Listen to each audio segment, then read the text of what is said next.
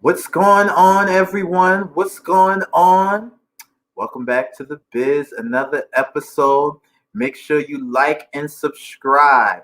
Leave your comments because, yes, I respond. So, of course, today, the only thing I'm going to be talking about is this white man, Derek Chauvin, who was found guilty. He'll probably serve a minute of time, but pretty much everybody has been watching him around the country. Not shed a tear in that courtroom. He's making a fool and a spectacle out of all of y'all. But I am joined here today by, you know, a mini me. No, by my brother, Donald Sid, D4. What's going on? Praise the Lord. Praise the Lord. How you doing, brother? I'm good. I like the way you tried That's to good. me. Whatever. Anyway, so as we were talking about, as we've kind of been seeing these last couple of weeks, the whole George Floyd, Derek Chauvin trial thing has been going down. And finally, just today, we got the verdict. And honestly, I mean, I have my feelings, but I'll say this. The reactions have been coming in from everyone and everywhere, from the White House to the crack house. Everybody got an opinion on what's going on.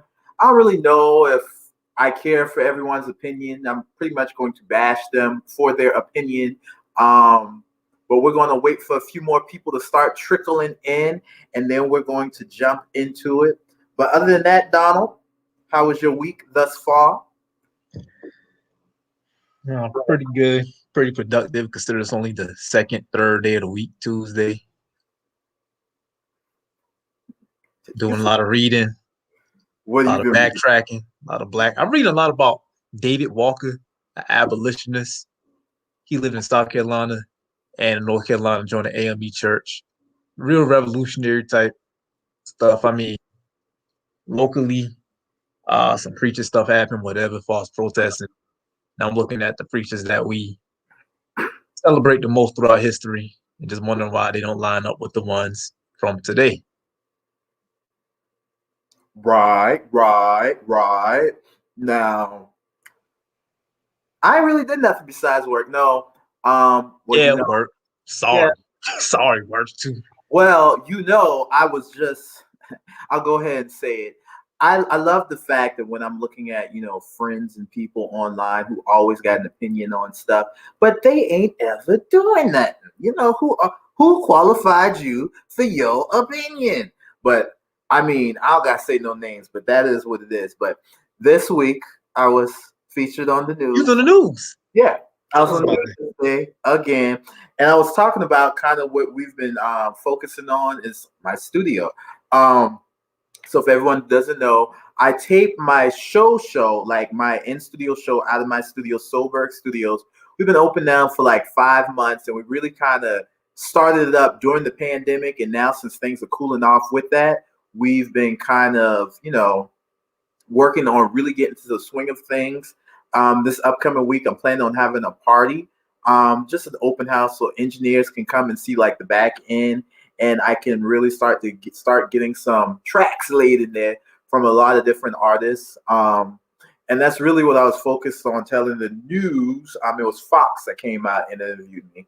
Fox 17 here in Nashville. So I will be posting those links on my social media pages so you all can see what I had to say. But the bulk of it was really talking about how the area that I'm in, I've told you, of course, Donald, like North Nashville, it's a predominantly Black area. It's historical. We have 3 Black universities up here. We have Meharry, we have Fisk University, and we have Tennessee State University.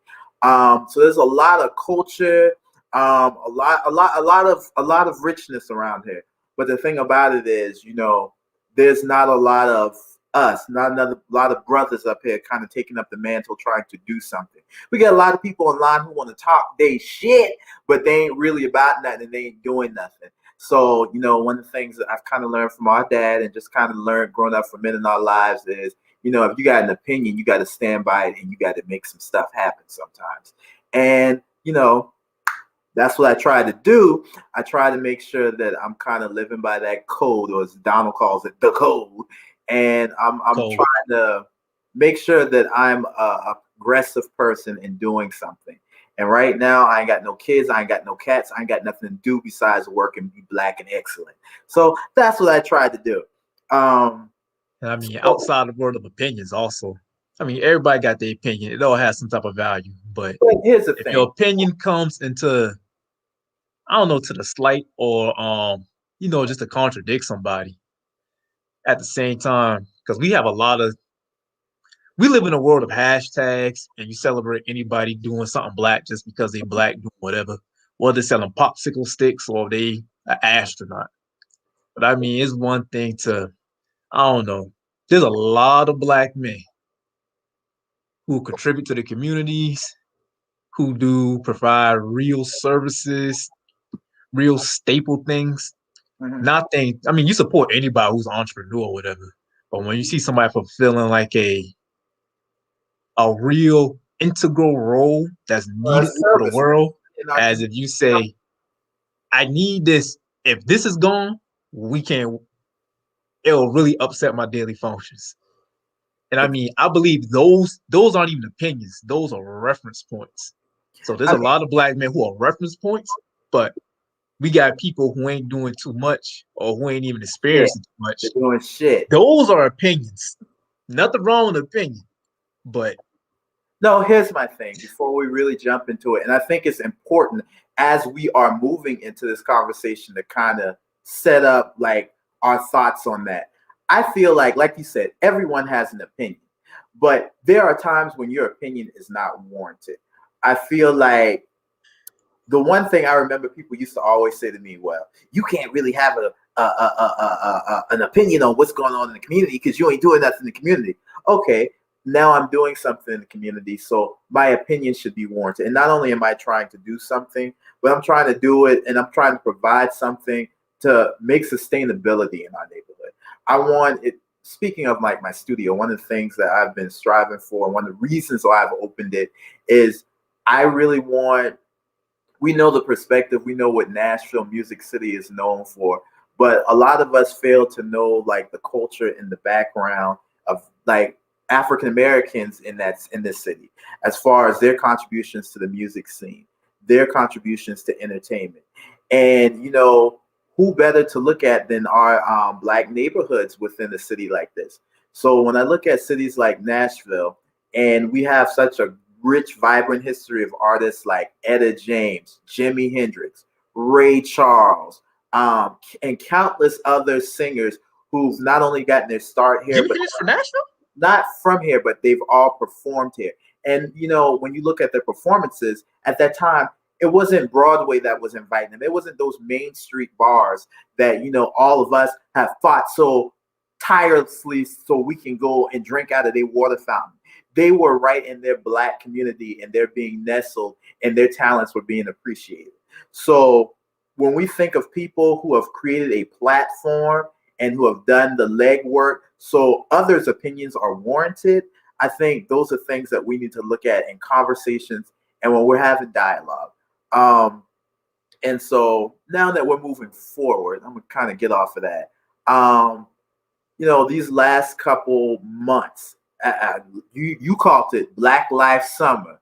Everything going on with really the fallout from George Floyd, and then we have all these subsequent police brutality instances, right? All these subsequent issues pouring out, and everyone has an opinion. And what I'm really starting to see, especially with like Black America, I'm gonna just keep it real. Like, I don't want, just because somebody has deemed you a leader does not mean that your opinion is warranted. Because I'm starting to see how these people are.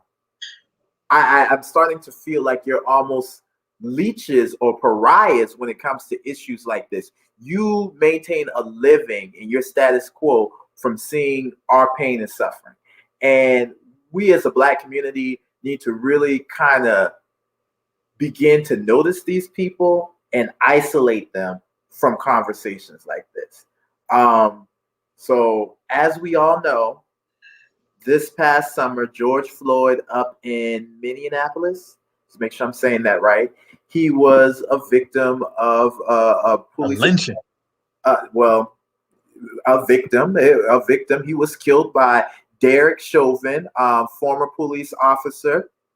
Um, Throughout the whole trial, Derek Chauvin maintained his innocence. He maintained that his force that he exerted on George Floyd was completely necessary, and he maintained that George Floyd and his lawyers maintained that he had drugs in his system, that it was the drugs were the cause. Everything else was the cause besides the police brutality that we all witnessed.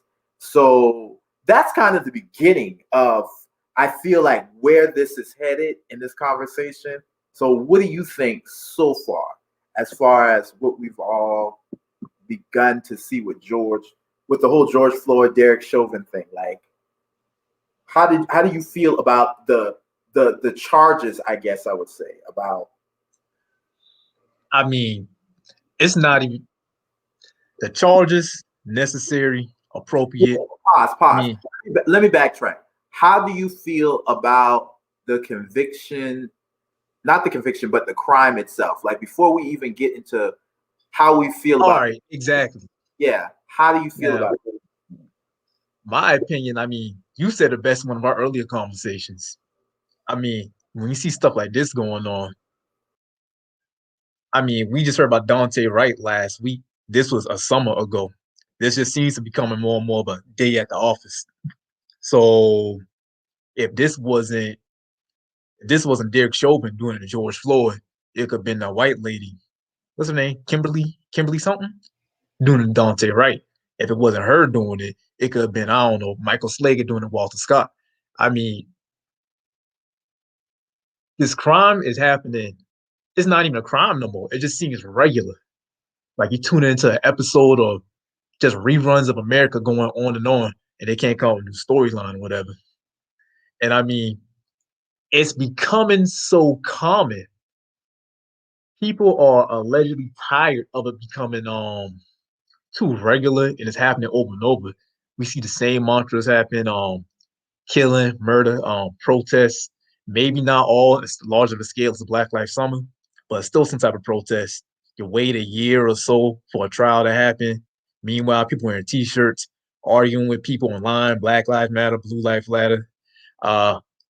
Some know-it-all Negro going around trying to politicize, saying vote this, vote that.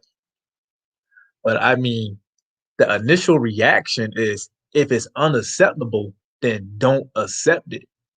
If something, I don't know, man, when you look at news, just things that has happened overseas where non-white or darker colored people live at, something like this happened, there's immediate action response.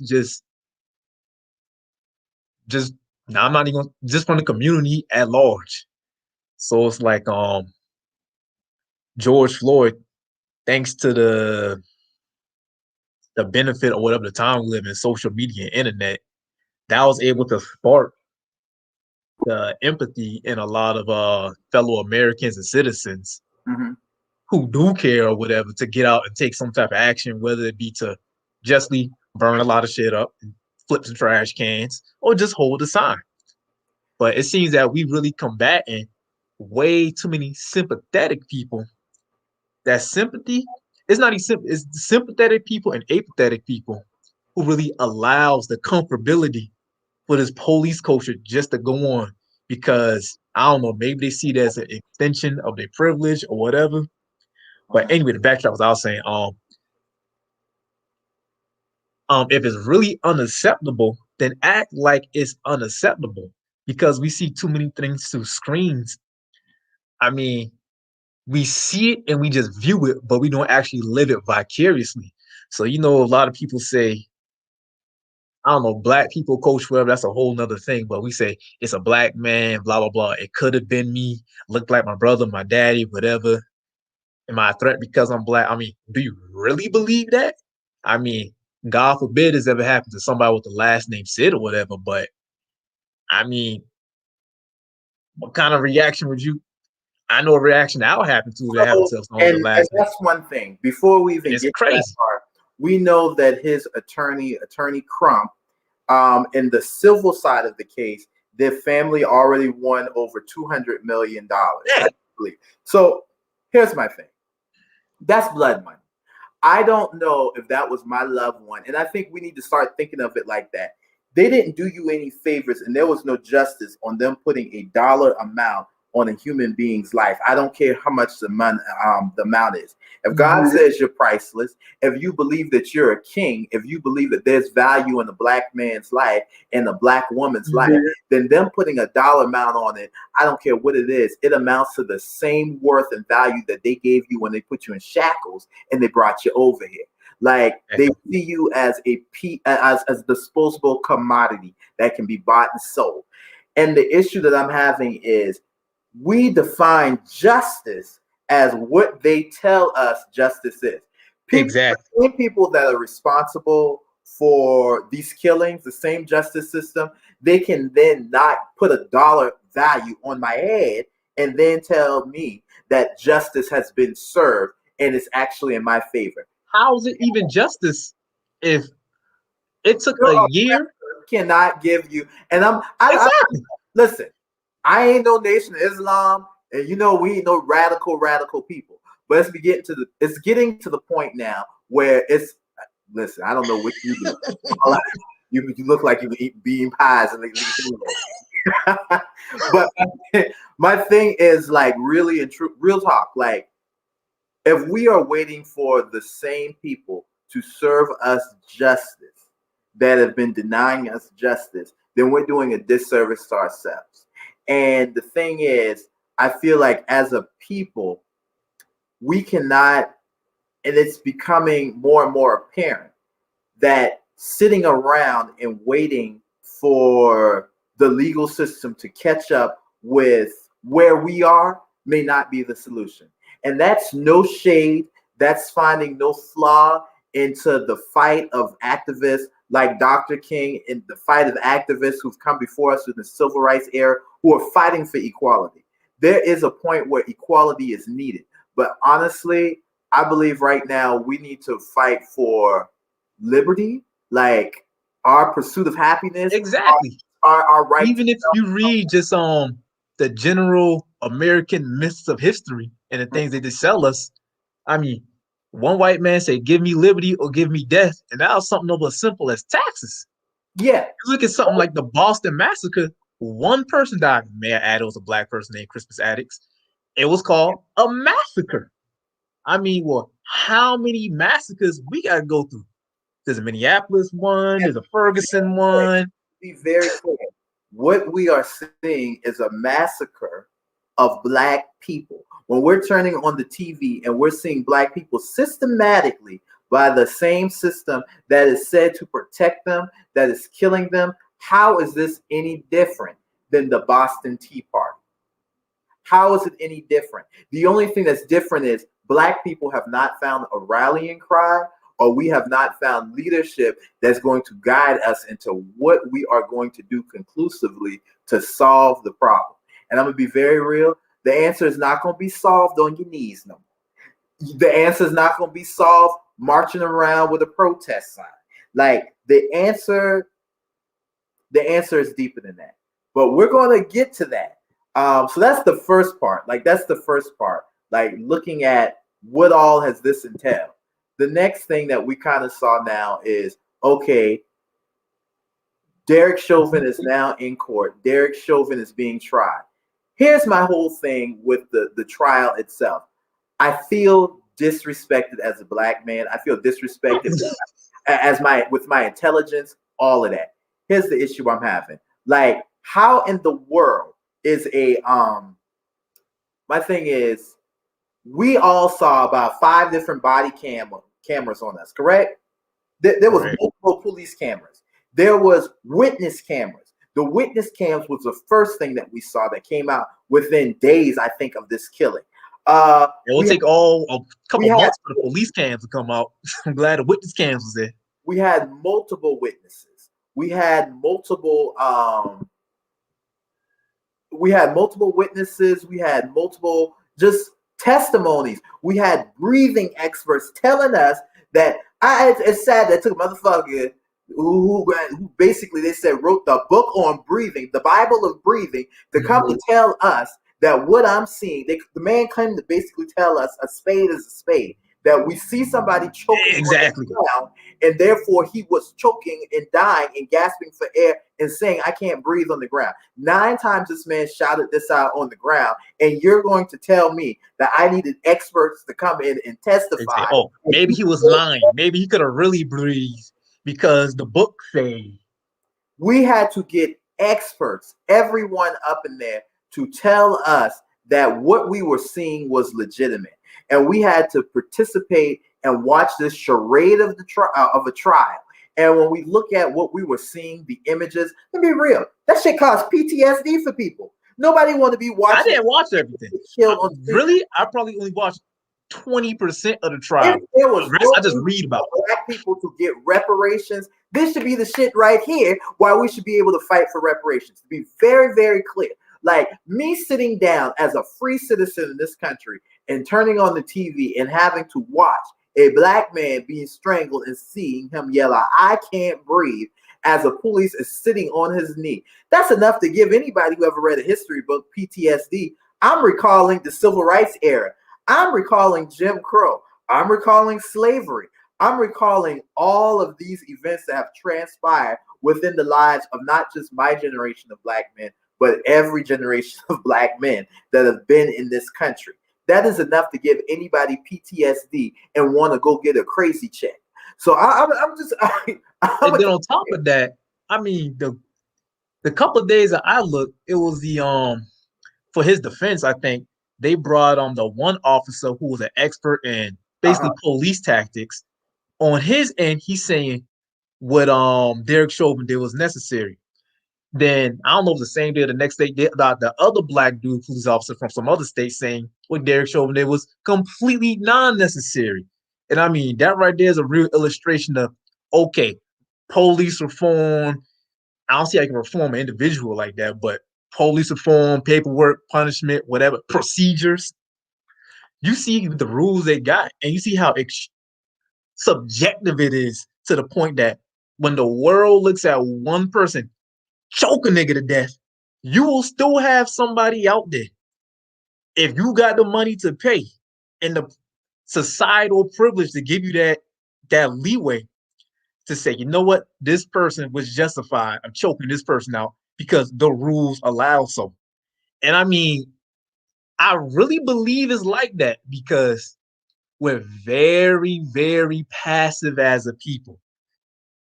I'm not even gonna say that's an opinion at this point. I'm gonna say that's just I believe that 97% fact. Well, we got a commenter, Ramen everything. He's saying because they don't take black people seriously. Why would you? I completely stand by that. Why would you? I think mainstream politicians, leadership, these religious leaders, they have rocked black people into a detrimental They're code. not leaders, they're gatekeepers. To be very clear, like this is not the God of the Bible. This is not the God of the Quran that we're following to this cliff. Like y'all are leading us all off a cliff, and white people are standing behind us waiting to push us. In the Bible, we read, this is a sidebar before we get too deep in it. We have stories like one of the stories that jump out is the story of tell me if I'm right or wrong. Jericho, when Joshua, God led him to the city. How are we going to do this, God? How are we going to do this? March around the city. The people marched around the city how many times, Donald? For how many days? How many times? After God told him walk around 7 times, so they walk around 7 times. And after he walked around the city peacefully, that was the damn protest right there. That was them holding up their Black Lives Matter sign. Y'all don't read the Bible the way that I read the Bible. That was the peaceful protest. But God made the walls fall down. And when the walls fell down, God didn't tell them to walk in there and still hold the signs. God told them to walk in there and slaughter all of them. It comes to hold on. God didn't tell them to go meet the Jerichoan government and and say peace and pray for the people. And tell them to go ask for $200. If God is leading you to stand up like a man, you don't go with your hands. Did they do that in the Old and New Testament? All of I'm just asking. And the one I just wrote too. And I mean, nobody, I'm not trying to Bible bash nobody. And you can take this with a grain of salt because this is my opinion, but like the New Testament itself is a book of, you can either look at it as a new covenant of people striving for independence amongst themselves, or you could just look at the Old Testament as people look, I'm not going to say a story of revolution, but keep it real. I mean, I done say this dozens of times. The more you talk about this, the more you find yourself saying the same thing. I mean, the Bible is full of prayer warriors, but some of those prayer warriors were real warriors, or both. Most of those prayer warriors were real warriors. The whole thing is, we need to stop looking at God as a genie in the bottle. Our God is a God who has equipped us to take action.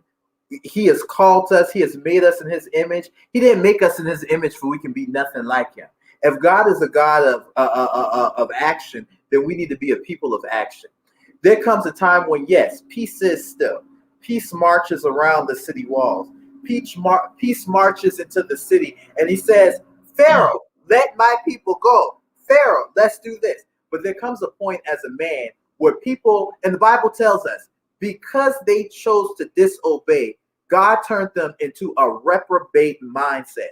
Like all of this shit where, you know, we can always pray for our enemies. It comes a point where you need to pray for yourself that God is directing you to speak to your enemies and to deal with your enemies. It comes a point where you're running out of damn cheeks. You done use both of your face cheeks and now you're on your ass cheeks and you need to make something happen. Like, you can't let people keep kicking you down. And I think as Black people, we've gotten to this point where it's comfortable for us to excuse white people because we're afraid. We're afraid of what can be.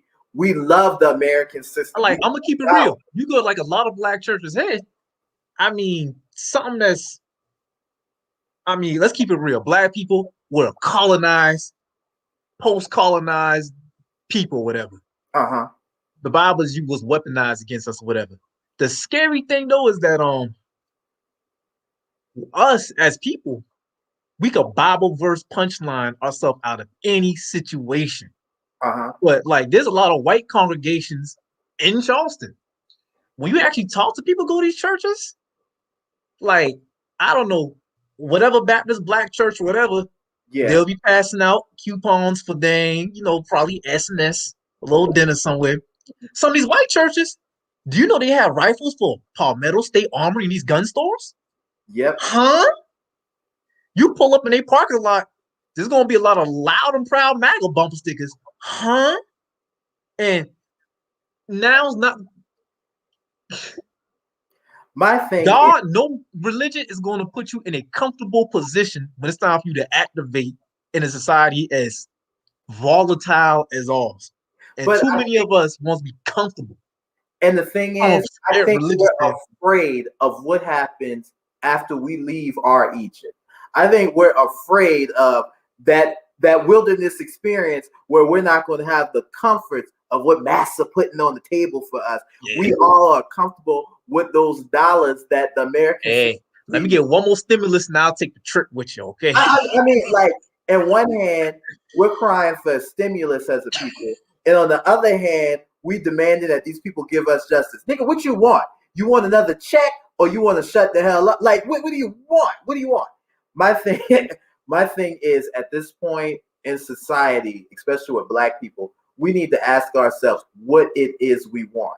If we want the legal system to take us seriously, then we need it's high time that we start acting like we want to be taken seriously. And by acting that we want to be taken seriously, we don't have leadership like, oh, let's say, give me some of these fool people who've been popping up on the scene. We got T.I. who's calling himself a leader. Nigga, sit down. We got, I mean, honestly, Maxine Waters, her time has expired. She looks expired. Time to sit your ass down. We got all these people who got an opinion, but for years, they have been part of the problem. They've been a part of the. They're part of the bigger machine. They're on the same screens, telling us and programming us how we should act, behave, and what we should accept. So it's crazy. So aside from that, like, you know, we're seeing all this on the trial with Mr. Derek Chauvin and his legal defense, basically painting the picture that despite all the overwhelming knowledge that we're all looking at these damn pictures and stuff, getting PTSD from it, and they're saying he was a big black man. He had drugs in his system.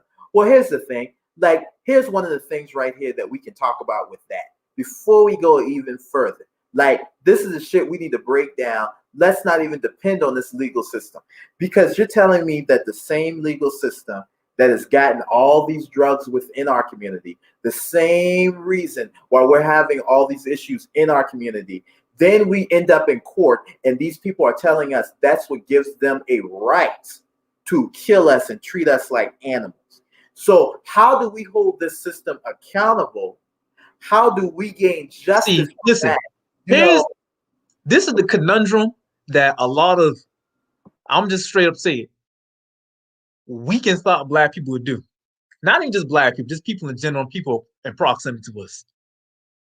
We're going to look at the Derek Chauvin thing, say, all right, I'm glad this one officer, Derek Chauvin, got tried, blah, blah, blah, whatever. They'll look at that on an individual level on that's some type of improvement or whatever. But when it comes to how do you hold the system accountable as an individual to prevent this, there's no comment. My thing is, our leadership has failed us so many directions with this. But now we're moving on. We're at a place now where, you know, after weeks of the insults, like, we're all, you know, ignorant people, and we need lawyers and breathing experts to tell us that this man, in fact, did choke him on the ground. He is convicted. He is found guilty. And now Derek Chauvin ass is going to jail. Here's the thing that I'm having with it. So, you know, they were saying, and this is courtesy, I believe, of a local Fox News affiliate. They were saying that 12 jurors reached the verdict for George Floyd's death Tuesday. He was found guilty on 3 counts of second-degree unintentional murder, third-degree murder, second-degree manslaughter. The decision comes with a maximum of a 40-year sentence. Here's the issue with that. After all is said and done, you can be very, very real. I kind of feel sorry for the white man. And let me tell you why I feel sorry. I don't feel sorry because they're trying him now. I don't feel sorry because he was convicted. I don't feel sorry because I think he was innocent. I feel sorry for him because the same legal system that has failed George Floyd has, in essence, failed this man. First off, think about it. You know you're guilty and you ready to do your time. They done kept this shit going, and this man done had to spend, I don't know how much money in legal fees with some foolishness that should have been wrapped up in 4 or 5 days with the bow tie. Like, let's keep it plain. Like, and then on top of that, I'm gonna be real. To play devil's advocate, I don't even know how to say this. I feel like there's a great proportion of white people in this country who they wouldn't define themselves as racist. They wouldn't define themselves as these super ultra conservative right wing people. They are simply people who value. They're oblivious and they behave as such. They value their heritage and what's been taught and what's been fed to them. The same way many of us do. Their sheep's led to the slaughter the same way many of us are. And that's just not a problem with Black Americans. That's a problem with white Americans too. And so when they behave like this, the Bible says, you know, when God hung on the cross, he had the foresight that I'm trying to say right now. And he looked out and he said, Father, forgive them, for they know not what they do. This man doesn't know what he's doing. To be very, very clear, I can find mercy for someone and not agree with their stance at all. The mercy that I see is he does not know what he is doing. Yes, he is guilty of everything. yes, I think he was purposeful in his actions, but I don't believe that it was a intentional act of racism, if that makes sense. I believe that the problem that we have and what we're seeing in this country is not individuals who are subjugating us to this, because let me be real. On any given day, no singular man like Derek Chauvin, who probably takes home $50,000 a year and his little pension, living in his little track home and his little suburban low house, and his kids go to a suburban school where everybody, they ain't better than shit, and they know this. They're ordinary people. They are ordinary, and let me be very real. Most of these white people are doing worse than most black people who have a lick of sense. I'm being real. You think Derek Chauvin want to be at work dealing with niggas all day? Yeah, you think he want to be up there patrolling that area with you bunch of gorillas acting the way y'all do? I'm just okay. Hey. Keep it real, because at the end of the day, that man was and we're gonna call a spade a spade. I don't care. I'm not waiting 50 years to say it. The shit that George Floyd was doing was inappropriate, and he ain't been no shining beacon in the community. Can we get that out there on the table before we move forward? But blackness does not allow me to put that on the table. I'm not focused on that because he lost his life behind that. But call a spade a spade. On the real, though, I'll say this. Like, that white man is getting by on the wing and the prayer, just like everybody else. The issue is, it's the system that is allowing him and generations that's come before him to feel empowered in their thoughts and their behaviors. If your father was always told and always walked around saying black people is niggas, nigga, like if he always walked around saying that, and you grew up seeing that there was no consequences for that, exactly, what would stop you for doing that? What would stop you from doing that? I mean, if there's no consequences that are given towards actions, and if there's no reprimand, how can I punish this man? This man is a part of systematic racism. All right, I'm gonna put up a good point. Americans are. It's just he has not been a victim like us. I'm gonna put up a good point. This is why, if I do speaking like objectively about, subjectively, whatever the word is about it, this is why I could feel bad for him. He got caught doing his mess at a bad time. If this would have been earlier or to somebody different, if this was the summer before last, he would have been. That's the thing. And that, like, the justice system is so fickle. It's never consistent. It's never concrete or whatever. Now, I just had to Google this because do you remember the one Muslim man, Muhammad Noor? He was a black Muslim police officer who killed he's Muslim, but he's Somali. And he killed some white lady. I just Googled this. Yeah. He was in Minneapolis. He got sentenced to 12.5 years. He didn't get nearly as enough as outrage, whatever, or blue life back to blue support and all that BS. But at the same time, we wouldn't expect that for him, obviously, because he's black. But Derek Chauvin, you look at all these things, the times these things happen, I can't quote you on how much he got, but he had enormous, like, GoFundMe, whatever, crowdsourcing support or whatever, him and his family. So even if he go to jail, his family's gonna get paid off of something. I'm not too sure about his pension or whatever.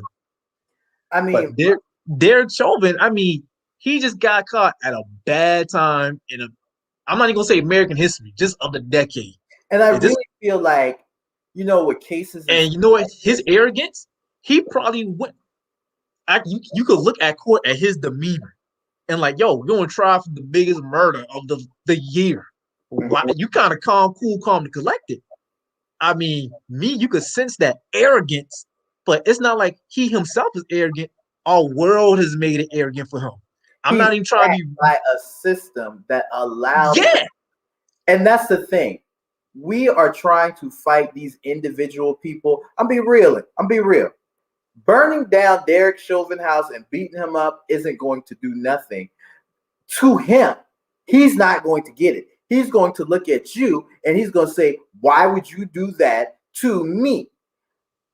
However, everyone else who has witnessed the beatdown, now they're looking and they're taking notice. These people are pissed off. So that's something to keep in the back of our heads.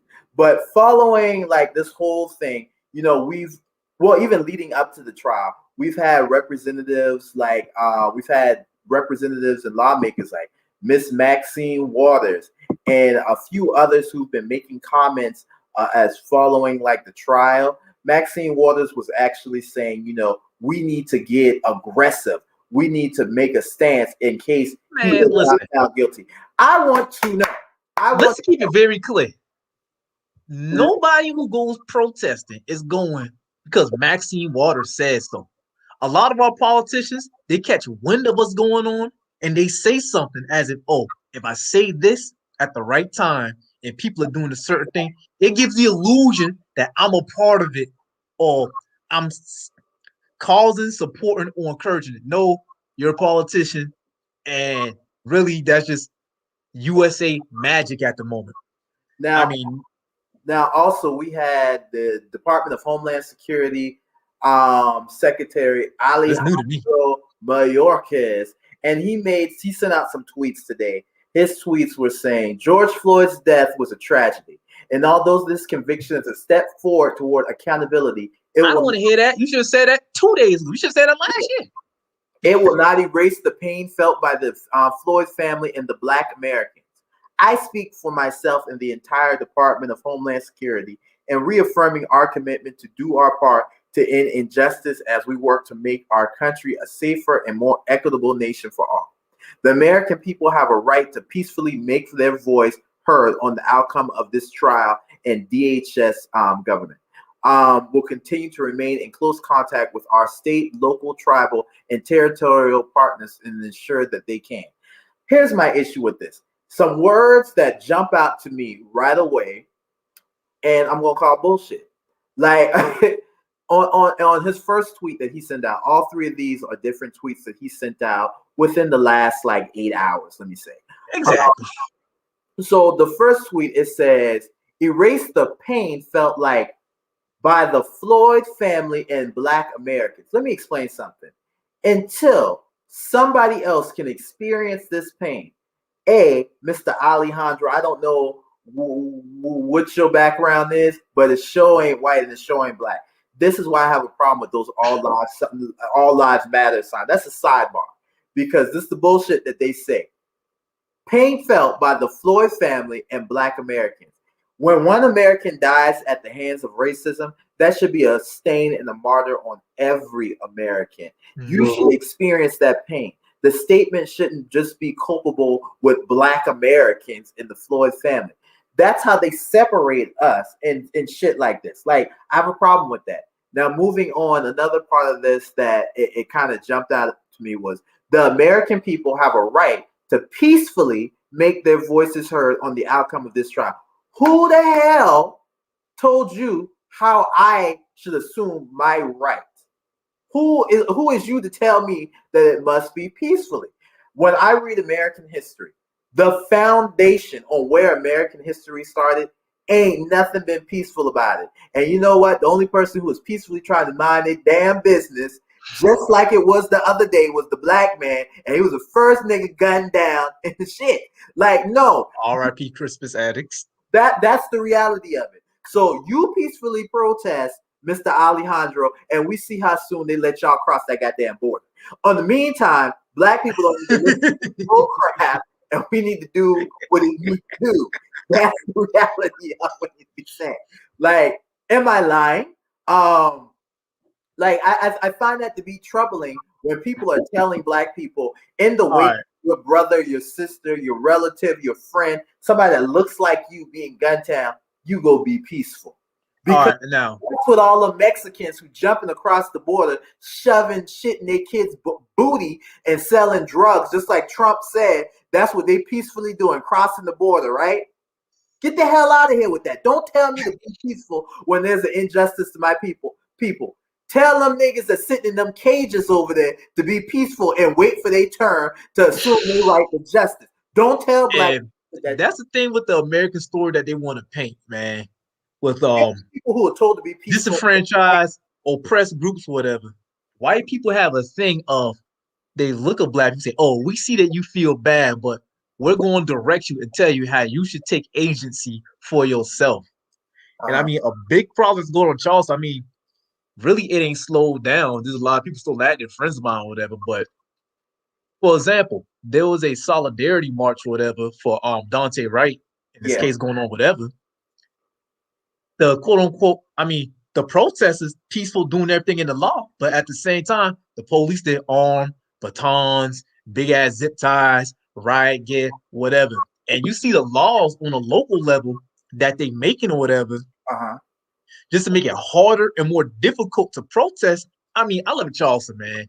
I go on King Street. This last year during Black Lives Summer, you go on King Street, you see all the alcoholics, people going up and down clubbing. Nobody say nothing about being dang 6 feet social distancing until you see a group of people saying justice for this person, Black Lives Matter. It's totally, I don't even want to say hypocritical. You see what's happening, whatever.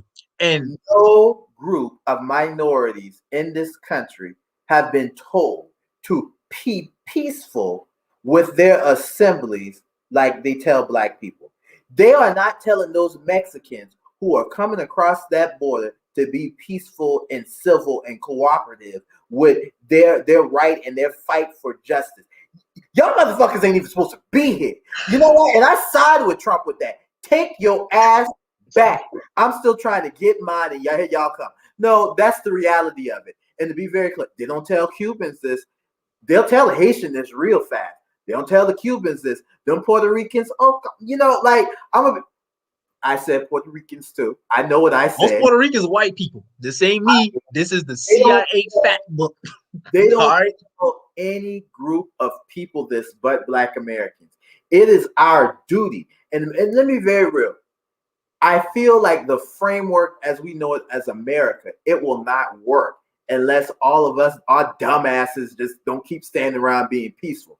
The second that we start being unpeaceful, the second we start being and acting like they train us to be, I bet you everybody's going to get a different image of America. And I bet you how they're even assuming their liberties, them motherfuckers going to think twice.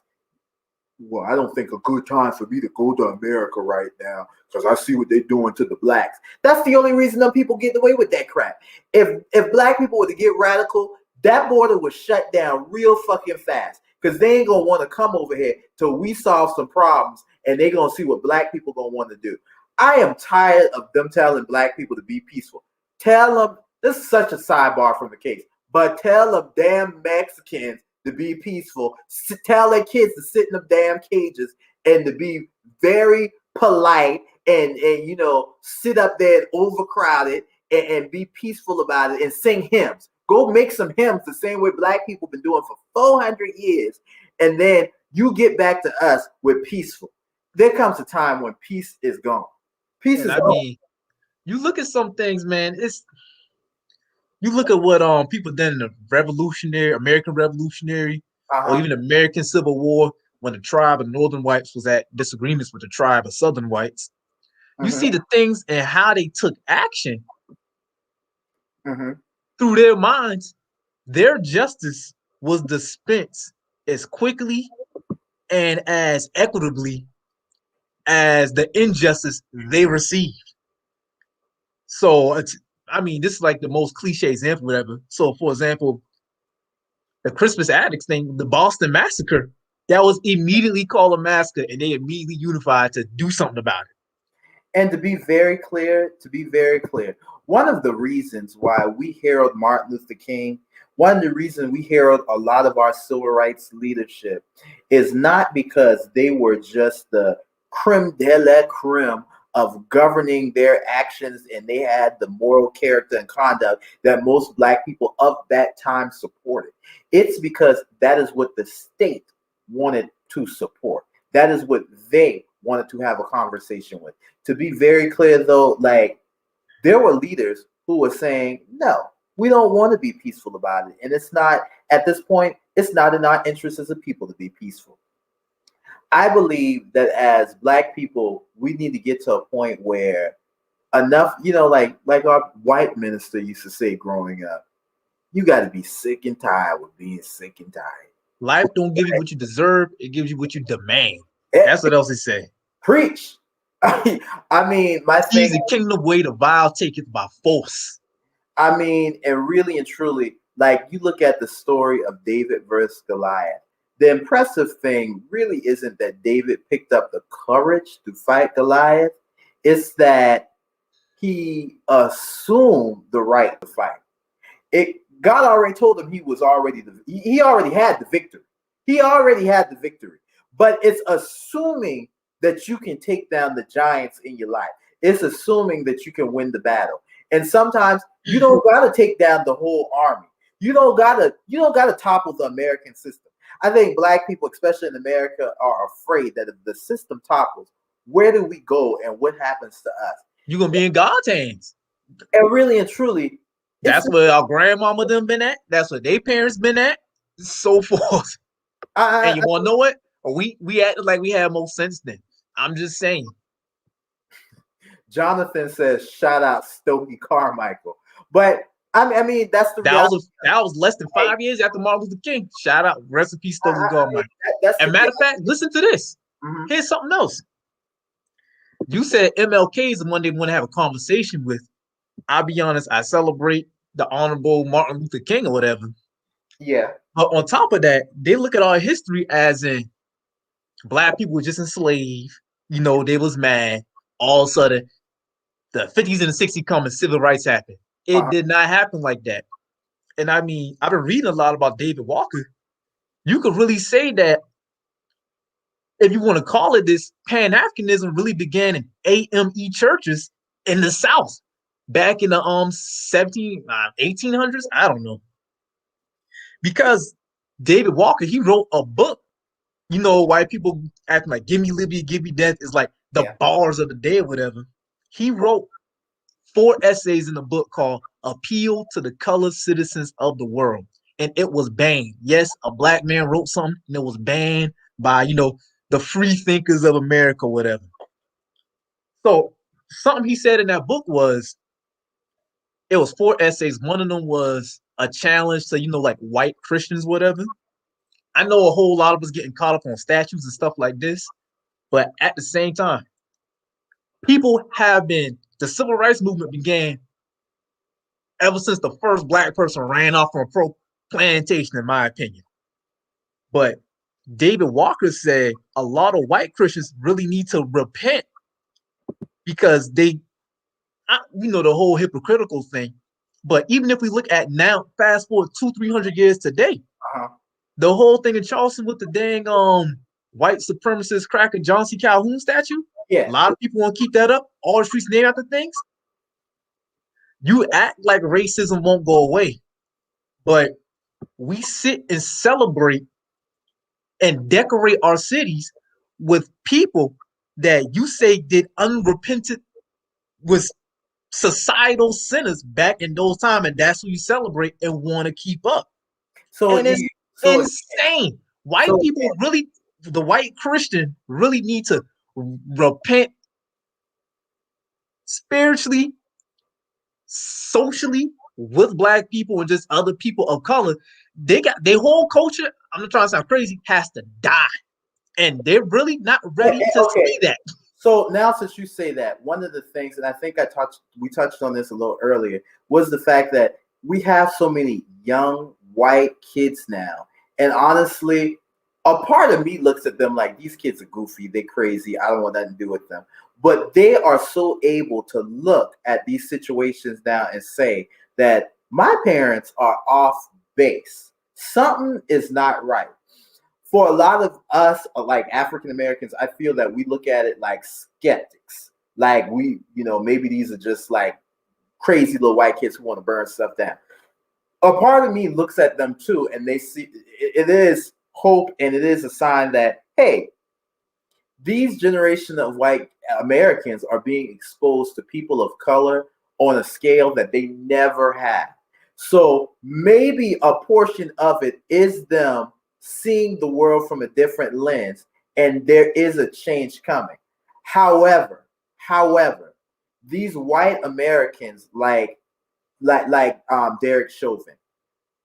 Again, I find mercy in his situation in saying that he is as much a part of the systematic racism that we encounter as well as African Americans. Like he is a part of seeing the he's we can talk about the system all day, but once you start saying, hey, individuals are a part of the system, that's when people back and say, hey, now let's look at good police and bad. Listen, if you're a police, you're a part of the system. Sorry. I hate to say this, man. 2-3 weeks, I don't know, man. You could catch police whether passing out free food and shit or playing pickup games, but doing stuff that don't have nothing to do with policing, in my opinion. Mm-hmm. But stuff like this happen. What do they got to say on a large scale? We got to hear from preachers, teachers, call center workers, barbers, and all type of stuff. Where the police at? Are they mute? Honestly, are they deaf? They're like a retarded child. All of these are people who are responsible with maintaining the status quo. And whilst I do not always agree with people like Dr. Umar Johnson, it is refreshing to hear from somebody who is not a part of the establishment really speak freely and tell y'all, and tell all of us that, hey, this is wrong, this is how you fix it, and y'all fucked up for the way you think. Boom. And when they say stuff like that, it's not that we disagree with people like this, especially as Black Americans.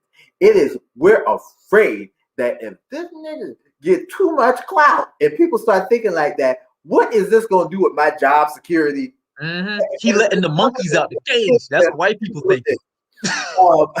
Now, on the flip, kind of moving on a little bit, some other people who've been making comments. Of course, we heard from the White House.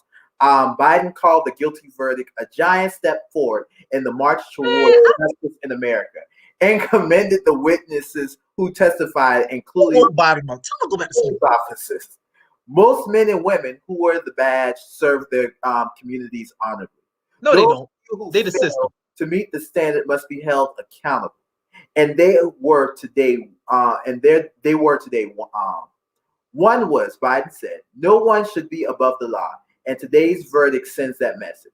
Now, Vice President, y'all auntie Kamala Harris, said Black men are auntie from Charleston and Virgin Islands. Look, Black men are fathers and brothers and sons and uncles and grandfathers. Catch this. She left husbands off the list. She said, thank you, Daniel. That I'm reading the damn statement. This is from ABC News directly. She says Black men are fathers, brothers, sons, and uncles and grandfathers, friends and neighbors, she said. Their lives must be valued in our education system, in our healthcare system, in our housing system, in our economic system, and in our criminal justice system, in our nation. Full stop. All right, let me point something out. You said they said this statement. You said the Homeland Security dude said a statement. Mm-hmm. This is what politicians do. If they felt this strong and had these swaying words, where was it a week ago? Where the hell was they at in the March? Where was they at? Where was this at a month or two ago? Where was this last year? I'll tell you where they was at. 2-3 months ago, Kamala Harris was trying to forge ahead with being the vice president and cover up all the convictions that she done caused for African American and locking Black asses up over there in California. That's what about Chucks and Pearls? I mean, and that's the thing. We get too caught up in the optics of what we see. Aside from that, other commenters that we saw, we had a statement coming out of the Wall Street Journal where they were talking more that said Derek Chauvin was found guilty of murder in the death of George Floyd. A Black man whose killing last May in police custody was captured on video, then went viral and sent off a summer of unrest over law enforcement's treatment of people of color. The rare conviction of a police officer came in the city on edge from the recent killing of another Black man, Dante Wright, by a police officer in the suburbs of Brooklyn Center. People gathered outside the Minneapolis courthouse and those around the country, from Los Angeles to Baltimore to Washington to Atlanta, reacted with a mix of satisfaction. I'm not going to go on to read that whole thing, but the gist of it is, this whole past year, we've all been seeing the fallout of I don't know, like a decade of pent up rage from African Americans. And then we all locked down with this COVID. Then you done give black people a check and they ain't know what the fuck to do besides just look, we ain't got nowhere to show the clothes and shoes off but a rally right now. Y'all should have thought about that. Man, listen, we run it into a point of we're running out of excuses, or just the general ploys to keep people docile or just inactive or just not caring, whatever, looking like it don't affect them. I mean, I'm not trying to support or detract from any type of politician, whatever, but it's clear that it is out of their hands. Obviously, that's the first thing to go. After that, once you talk about marching, protests, whatever, you see that all of this happened. America got set on fire last year, but lady confused a gun with a taser and kill a black boy. Do you think she got the memo from that? No. And it's to a point this. I hate to say this, man. Every year is Black History Month. There's no excuses. We always read and read and read what these people, forerunners, ancestors, and everybody done did. But the way we carry ourselves and how we expect to go about the world is completely contrary to that. Yeah. And I mean, even you said it's this best. The more that we keep looking into some type of political thing to solve it, really just put it in somebody else's hand. It's like we're continually demanding, fighting for complete integration, like it's a continual process, instead of complete independence. End right. Now let me cut you off real quick. So we got some commenters. Todd Dunlap says they believe the lie that they are better. Do they? No, they know blacks are truly our kings and queens of the world. I ain't gonna get that extreme for this conversation, but we all know what's up. We all know what's up. You better get your Erykah Badu on. Another comment: do we really believe that Vice President Harris cares? The same woman that locked up so many black people. She's the system. Okay. Honestly, like I said in that comment that she made, the one thing to me that's shockingly apparent is, hey, this is her words. You can't make this shit up. She said black men are fathers, brothers, sons, and uncles, and grandfathers. On that list, she left out one season of a black man's life that would seem apparent to a woman who is a mother, who is a wife, and who hopes to be a grandparent. That is black men are husbands. Why? Because that's not who she goes to sleep with, and that's not her problem. Sorry, folks. Her birth certificate said Caucasian. Yeah. This isn't me. This isn't me. I mean, and honestly, so we've heard a lot of opinions, and one of the things that I'm gonna be real. I put this picture down here because I'm shady, but black people who've been all over the damn news making total fools out of themselves with the praise the Lord, justice was served, sweet black Jesus. Like, sure. So Jesus exists within any God exists within a jury of 6 or however many people. Now, I use this picture because when I was scrolling through my timeline on Facebook, I don't know if this was on Instagram or Facebook, but I saw this picture and I'm looking at this seasoned black woman. I imagine all the battles that she's fought and all the hills and the valleys that she's tread. And in this one moment of racism that she must have seen repeated in her life a million times, here she is looking like a whole Aunt Jemima, cutting up right in front of somebody's camera like this. Here's the reality. Like, they're not doing you any favors, ma'am. Like, the justice that they gave is the justice that should be implied. Ray Charles could have seen from the audio that this man is guilty as hell. So on them grounds, I'm moving on from that. Now, the next big thing that I would love to ask people and kind of see what people's minds are on this is, he faces a maximum potential of 40 years in jail. Let me be real. Nah, man, that ain't enough. To be very clear, I'm going to get to that, but there are so many black men. And I think most black men know a black man right now who's doing more time for doing something lesser. Free everybody. Who had more of a defense for getting off than this dude right here. I got cousins who done did more time than this. We got cousins, Donald, who done did more time than this. What's up, people business? Well, that ain't my family like that. They second cousins. But the reality is, most black people know a black person who's doing more time than this, who's better cases, more time than this as well.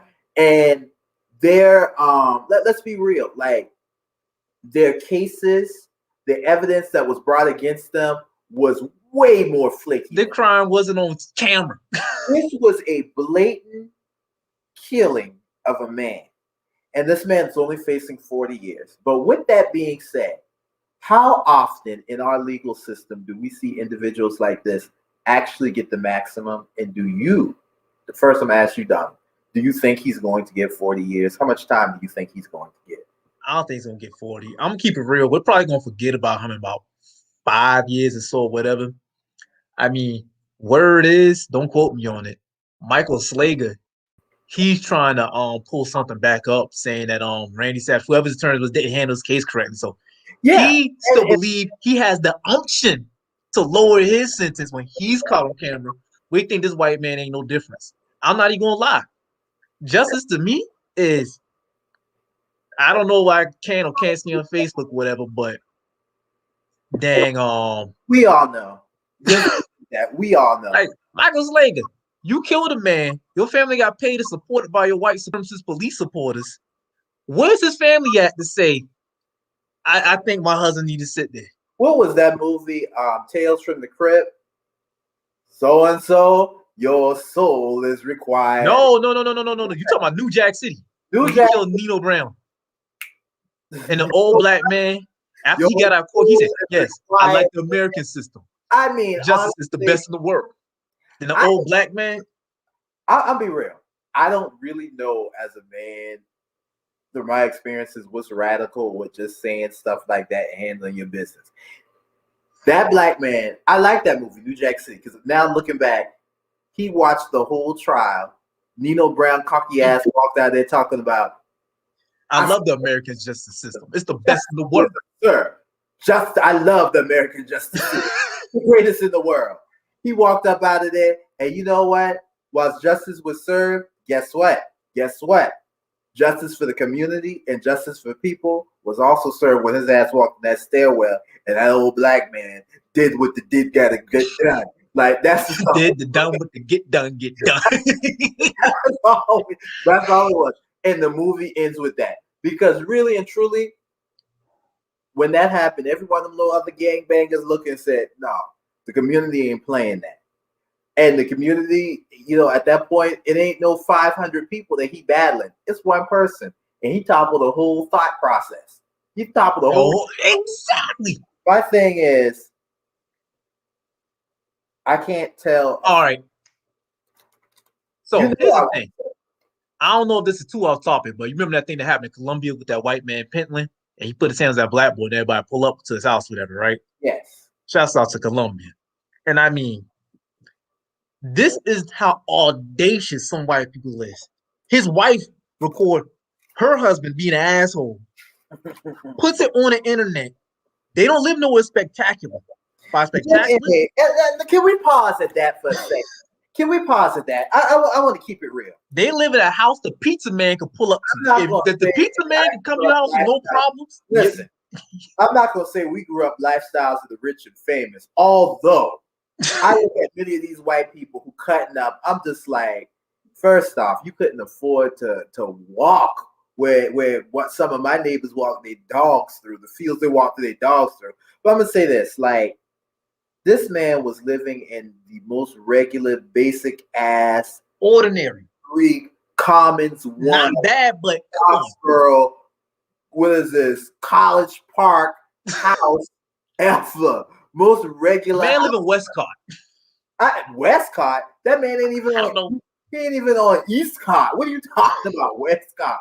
He has some of these white people. And here's the thing: they don't even know the pay to play ratio in America right now. Dude, you about 2 steps up from Cabrini Green, and you up here cutting up, telling people where they can walk. Your ass. And honestly, where you live could not stop 400 angry niggas from coming to your house. I read that do you really want to do that? I don't know if somebody can confirm this for me, but I read that dude, the young he moved. He had to move. He was the black dude. He was autistic. They said he was some slight autistic. It would have to be. There's no shade, and God forgive me, but it would have to be a crazy motherfucker to let somebody in a regular ass Syntax home, Carolina Realty development, which cookie cutter neighborhood. That neighborhood, you can't be here. That neighborhood couldn't have been older than 2 years, and he probably got his house on a fucking subprime mortgage from the last. Black dudes say he's been living there like for 4 years. Black dudes living for 4. Allegedly, white dudes did for like less than that. I don't want to be crazy, but I'm gonna say this: like, we are living in a time where I think the world is perilous times. And I'm not one of these Bible people like that, but really, we live in a time where I think the world is looking for some type of guidance. And I think in America, the group of people who are best fit to give guidance are the group of people who are most afraid and coward under the system. And that's African Americans. Like, I'm going to be very clear. As Black people, it does not make sense why we are afraid to approach white Americans and tell them you are wrong and we are not taking. They're just like you. I mean, but here's the thing. We're afraid to lose the status quo. And I don't understand. And really and truly, it's not the people who are really suffering under the foot that are trying to protect the status quo. It is these niggas who we look up to who need to be canceled. It is your Lizzos. It is your Cardi B's. It is your Oprah Winfrey's. It is, I'm going to put on that list. It's a lot of these people who we need to silence. Nobody heard from Oprah when her buddy Trump was president for 4 whole years. Well, she come out of hiding to talk about. Is Oprah dumpy ass right now? Where was she in the midst of? She come back to talk about the king and queen of whatchamacallit. TD Jakes, all these leaders. These leaders and these church people, y'all got time to get on Kirk Franklin with all that bullshit with Kim cussing out his son. Where y'all are with the mantle of God right now? That's why I can't listen to half of these people, because you're all full of shit. And honestly, it's going to keep going on until somebody as ballsy as me actually get the money and the platform to look you square in the eye in front of a whole bunch of Black people and call you out and say you are full of shit and you don't represent us. I don't want to go on with that. All I'm going to ask now is... Well, hold up. Back to the thing, though. When you said change the mindset. You know good and well he would have not have done that if you would have known that many Black people go to his house. That's the closest to the New Jack City moment I've seen in God knows how long in real life.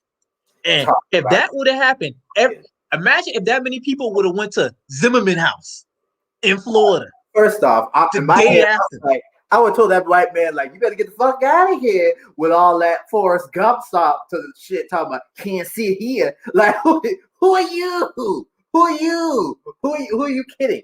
Like, honestly, like, I think honestly, as Black people, like, we need to really assume the right to challenge a system. And if a system isn't working, let's not even.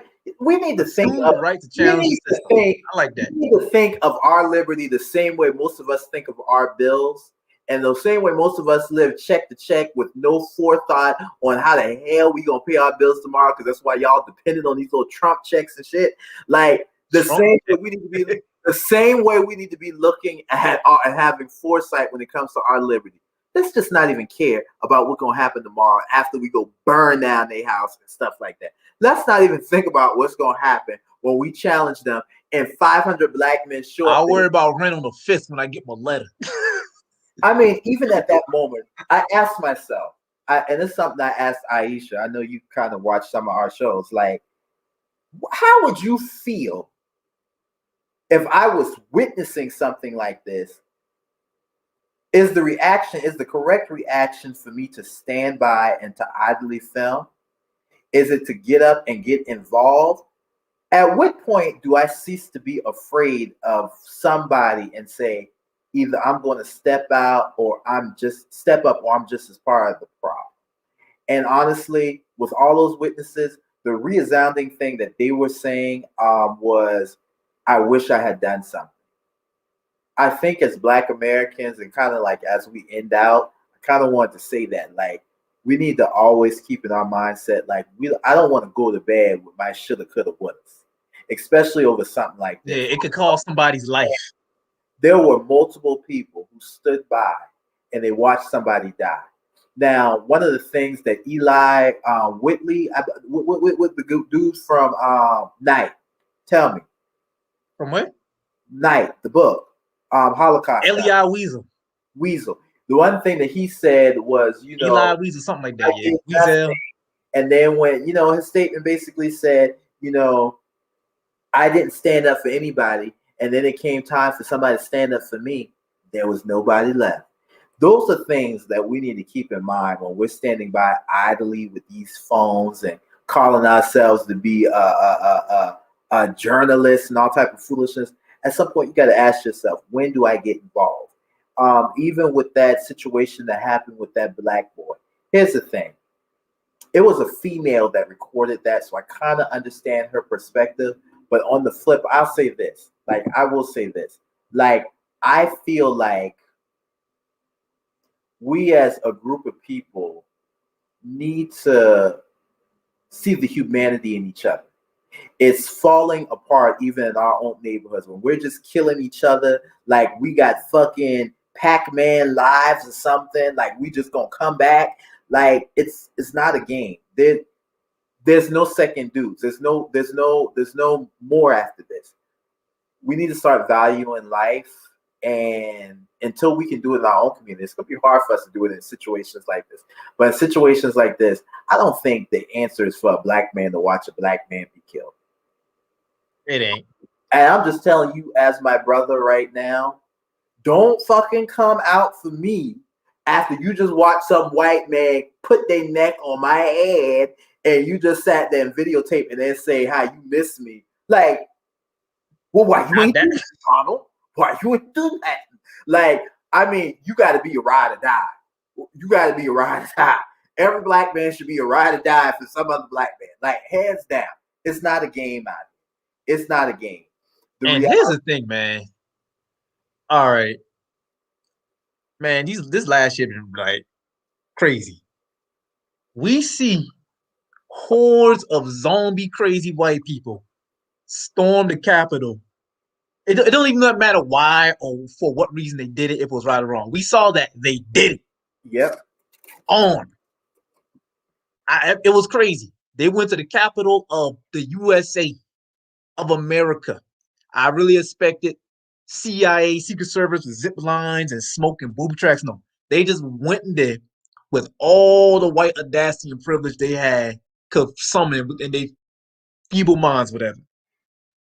We see that happen.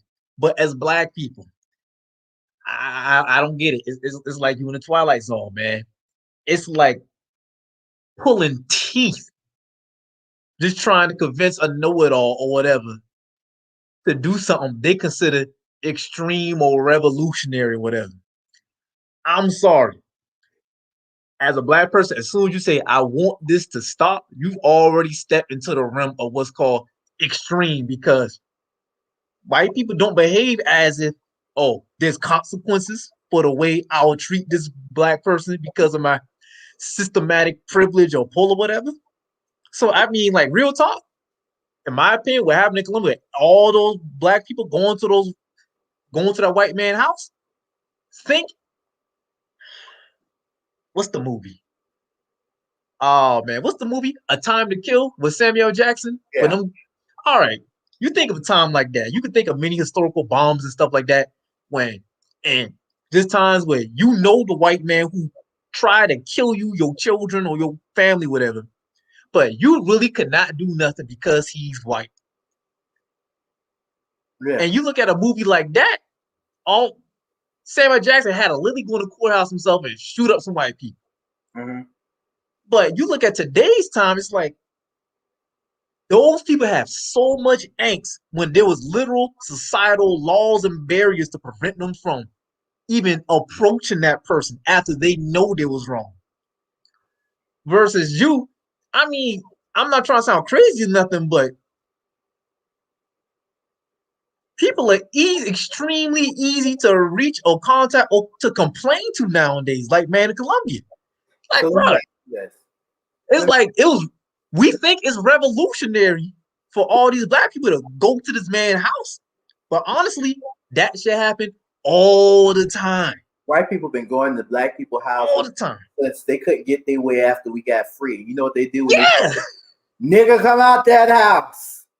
They done burn your house down, lynch you, do it all in front of your wife, throw your baby on the side of the road, and then go right back home and go to work the next day like that happened. Why? For example, all right, I keep talking about David Walker. Mm-hmm. David Walker was born free. He was born not enslaved. I'm gonna say that, but he left North Carolina because was it North Carolina?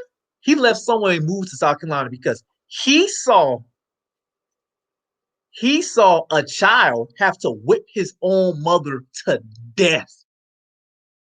Like crazy to death. So something like that made him just want to leave. And I mean, he had sympathy enough, well, not sympathy, empathy enough for his own people to take some type of agency to try to change or something along those lines. But nowadays, we see the same thing to way less extremes. And we have way less excuses to take some type of action. I'm not going to say go chop somebody's head off, but show up, look at them at their door and say, we need answers. Why'd you do this? And as a community member or whatever zip code, area code, subdivision, street you live in, that's not acceptable. Figure out your way to exit, or I'll exercise my right to protest and be on your side of your house and make it extremely uncomfortable for you. And I mean, that's as much as I'll say for Facebook. But black people, we don't do that. I don't get it. The cliche thing to say nowadays is Zimmerman's still alive or whatever. I mean, this man killed a black boy, but he's on tour. He went on tour selling his own books and all types of mess, man. I don't get it. I don't get it. You're gonna get somebody who Jesus it up. You're gonna get somebody to say, oh well, let's go vote on it. You're gonna get somebody to I don't understand. So let me ask you this to kind of sum up what we've been talking about. What do you think should be the next move or the next thought process that African Americans, what should African Americans take away from this decision? What should we feel? What should we strive for? What should we see? What do you say? How you want me to answer that? Like from what angle or what direction? Whatever angle you feel most strongly about. All right, this is the way I see it. Since the 70s, in my opinion, I will say we've been struggling to be accepted by people who frankly don't like it, or they'll commit to a system or some type of judicial government, whatever, local or national, that don't like you either. Yeah. Unless, here's another thing. My throat keep getting dry. We want to be completely integrated while being black with people who still want to recognize us being black and treat us as less than them. Yeah. Basically, the cost of willing integration, aka submission, well, is basically Black people be made into a permanent underclass workforce or basically second-class citizens. Yeah. You're going to have to deal with that. If you don't want to deal with that, you only have two choices. When we look at a lot of our people, this is why I get mad like a lot of political things nowadays. The rights and the political action they took. I don't care if you look at something as allegedly opposed or not opposite, but just opposing like MLK and Malcolm X or whatever, is no matter which way you look at it, they were just arguing for the opportunity for Black people to legally, on paper, be able to have self-determination. It wasn't just strictly just so I could be a part of these white people society or whatever. It's America. Countless groups have came here for whatever reason, whether good or bad, and just live amongst themselves. Black people have this opportunity. There's no excuses. But, oh Lord. Gatorade break. Now, I'll say this to kind of No. My bad. Black people only option is you live amongst white people and deal with it. B, you live within them. Remind yourself that you are not them, and you take action. Or C, you do it with the majority of our American history was wanting us to do is we run off in America somewhere. I'm not trying to sound cliche. All the Black people go back and live over here and govern yourselves. It was done after Reconstruction. It was done after a lot of times with dang you look at all these Black cities or whatever, like South Carolina Sea Island area. Most of your Black settlers was in islands, towns in the middle of the woods. Most of your HBCUs, particularly because white people ain't gonna see them, but the version they built in the middle of the woods, in the middle of nowhere, and you develop around there. We got a lot of generation of Black people that equate. I'm not talking about ours or just a single previous one. They equated success with how close to proximity I could be with white people. It don't work like that. The closer and closer you get to them, it's showing is that the further from humanity or your risk it is that you're going to be afforded. That's something we can take away from that. It's insane. It took a year for somebody who sat on the neck and choked out a Black man with 3 other of his colleagues right there, all vouching for innocence to even challenge it or whatever, and we're wondering why. I mean, a lot of this ain't crazy. This ain't all right. I didn't know this. I told you this over the phone, whatever. But like, let's take Charleston for example. I didn't know this till a couple weeks ago. There was a predominantly ran Black hospital in Charleston in the 60s. What? Huh? I mean, on the height, there was a Black police station in prison. Huh? You tell some Black people that today, you don't. Omar Johnson say this. I mean, you go to these schools and the doctors tell you they call your kids retarded or something, but they really ain't. Go make your own school. You tell some Black people that they're so dependent on this system. And they're on any one of these systems. I'm gonna just say white people. They look at that as if it's bizarre, but all this has been done before. So to piggyback off of what you said, the one thing I start to show off with saying, and that's really what I dead ass be meaning, and I say it, and I mean it from the core of my being. I talk everybody's business because my business is handled. I get up every day and I go to work.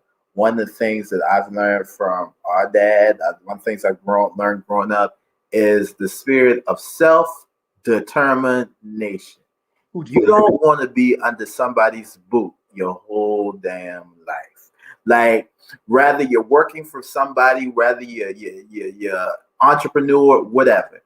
When I walk around and I see our community and the state of what Black America looks like in a lot of perspectives, it's sad. And what's sad about it is we don't feel the right to self-determination is needed in our communities. You know, here in Nashville, the one thing that intrigues me the most is There's a zip code 37208. There are 3 black universities within this area, 3 historically black universities, 3 foundational black universities that all are crazy benefits. It's a medical school.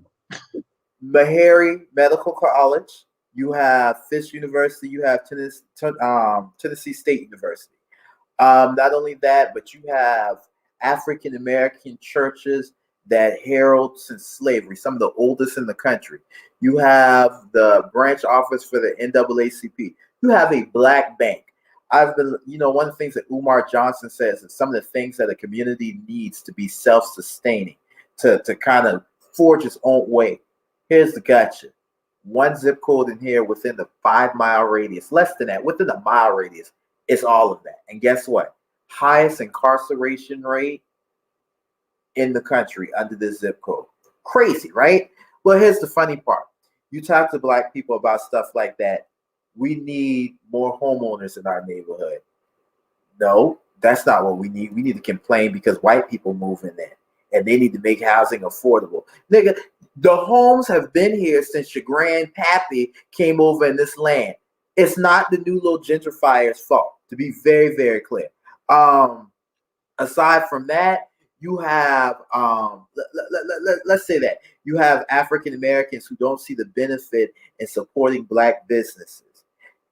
And let me be very clear. Not black people who are selling goddamn chicken, not black people who are selling skincare products. No disrespect to chicken and shea butter.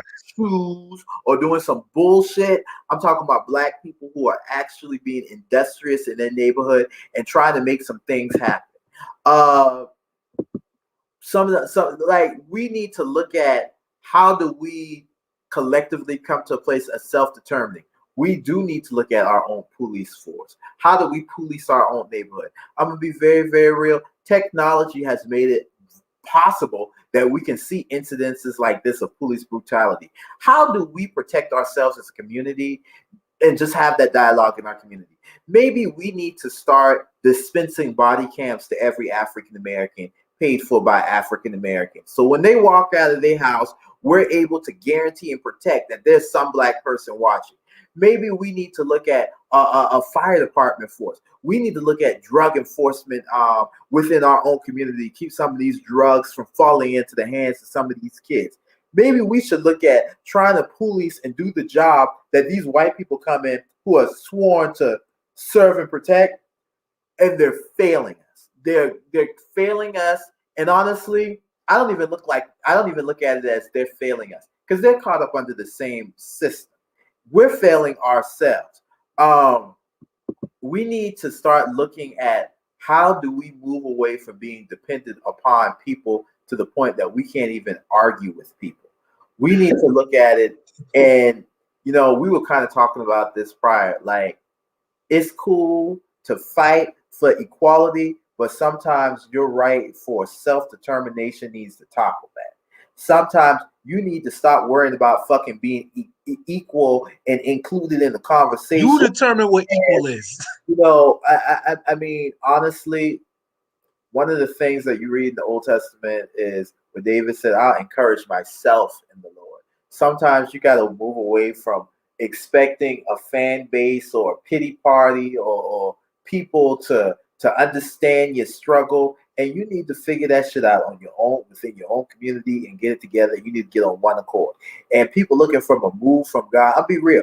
God has not been in the midst of this foolishness. We're not on one accord. Where is God when we're not on one accord? You can't even go from one church house to the next church house on the same block, and these people can get on one accord. But y'all want to see a move of God in the country for Black America? Y'all niggas is tripping. I'm gonna be real. Like, it's sad. I figured he found guilty because they didn't just let the black people get away with $200 million for this man can go skate off into the sunset. He was going to do some time. I still feel like it's going to be at least, he'll probably do about 15 years. He'll get out with time served. He'll get out on, good standing, blah, blah, blah, blah. I don't think justice was served. I think justice to me doesn't look like what somebody tells me I'm entitled to. It's me knowing what I'm entitled to and me getting that. And to be very clear, one of the things that people tell you is when you apply for a job is you got to know your worth. And you got to write it down on a piece of paper, what you're willing to accept. And you walk in there ready to negotiate. Black Americans, we didn't walk in there with our demands on a piece of paper, and we didn't have our negotiating points written down. So therefore, we just got what they gave us. To be very clear, I would just ask people, do you feel like justice was served? Do you feel in your heart of hearts, this is what equality looks like? One guilty verdict was our legal system is still tied up with black men over petty ass stuff, locked up and thrown in jail because men like this saw no value in lying on them and slinging them in jail. How many black men are in jail right now? How many black men are dead right now because there wasn't a camera? I mean, we gotta ask and demand more. And on that note, Ronald Reagan is the devil. Bush is responsible for 9/11 and Jesus was black. That's it. I got nothing else to say. You got something else to say? I got a lot to say. If you want me to talk for 4 more minutes to run to even 1 hour 40 minutes. Knock yourself. Well, I'll say this. I'm kind of done talking about this. But at the beginning of this show, we talked about who's entitled to an opinion. And here's one of the reasons why I know certain people are not entitled to an opinion. Because when it comes to leaving this conversation, I know what Donald's going to go do and I know what I'm going to go do. But for so many people, I know what they aren't going to go do. And what they are going to go do is be critical of somebody who's going to live true to their convictions on what they want to do. The one thing why I respect so many of these crazy white people who supported Trump is you say what you want to say. Them people they've been out there. Numbers, and they stood for it, and they was ready to ride or die. So that's what that is. But y'all, make sure I'm gonna let Donald close it out. Make sure you like and subscribe. Make sure you leave your comments. Tell your friends. Tell people you don't like. Tell anybody. All right. Something that a lot of people say that's cliche is you cannot legislate morality. At the same time, you cannot legislate self-determination. And I mean, you look at some of your greatest black organizations, I'm gonna say most celebrated ones. Nation of Islam still lingering around. Black Panthers, we all just saw the movie. You probably watched it and shared the meme. Don't act stupid, whatever. And you look at these groups of people, really, what legislation did they sit and wait for the pass for them to get together to do what they did? I don't know. What policy did they need from somebody in Washington to round up some people to police their own communities? I don't know. What grant or funding did they need from whatever group of white political party? Yes, the Democrats and Republicans are both white political parties. They need that Martin Luther King need to initially begin his bus boycotts? I don't know. So, I mean, the ultimate cop-out that I really get tired of seeing a lot is acting as if we need to wait on a magical piece of paper from Washington, D.C. or your state capital to come down to give you your own self-determination. It's called self-determination, not codependent determination. Anything else outside self-determination is dependency. And the only thing I plan on being dependent upon is my family, my God, and if y'all act right, my people. That's it. Well, thank you. Stay black, my brother. Praise the Lord. Peace out, everyone. Make sure you like and subscribe, leave your comments, and tell us what you thought about this whole trial and everything that we saw. Because I'm gonna be real, like, I didn't think much of it. This is another day. It's another day, and I hope y'all treat it as such. But peace out. Leave your comments. Donald, peace out.